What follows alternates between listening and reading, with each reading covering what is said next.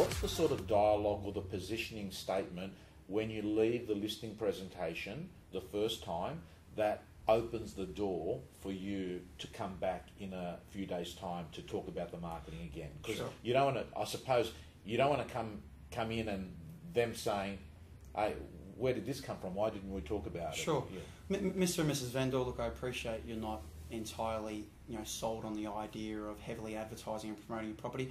What I'd recommend we do is, prior to actually launching on the market, for a period of between 3 and 7 days, I will bring through some very qualified people. These qualified people have missed out on auctions and private sales. What I'd like to do is I'll bring them through in a pricing sample. Now, you may be hoping for 700,000. I'll bring buyers between, say, 650 and 750. So we've got all bases covered. And what I'd like to do is, when we catch up in maybe the next 5 to 7 days, I will have a proper report for you and gather the market intelligence of what these buyers have said. Now, if we find that we're getting 3 or 4 people that are biting at it, fantastic. You may be quite happy with the offers and you may want to move forward to the next stage and say, you know what, Mark, I don't want to go through a campaign. So you're not aggressively pushing them towards a campaign and advertising.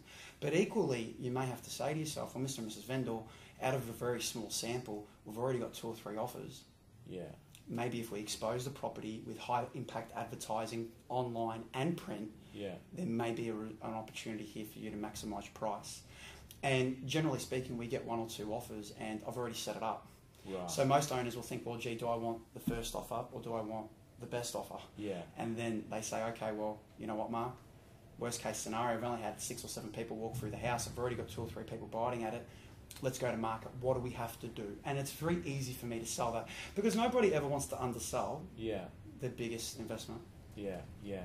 Okay, that's absolute gold, gang. So on the VPA, if you're struggling, consider this 2-stage approach, and that was just excellent dialogue, the way that you've eloquently put that there, Mark. Mark, when you're writing $1 million, when you've got big full-page ads, when you're controlling inventory online on the first 1 or 2 pages, which is what you do, you've got positioning. So you've got the ability to actually sit in front of a vendor, not all vendors, but many of them, and say, this is what you need to do. And they look at you as an expert because you're positioned like that in the marketplace.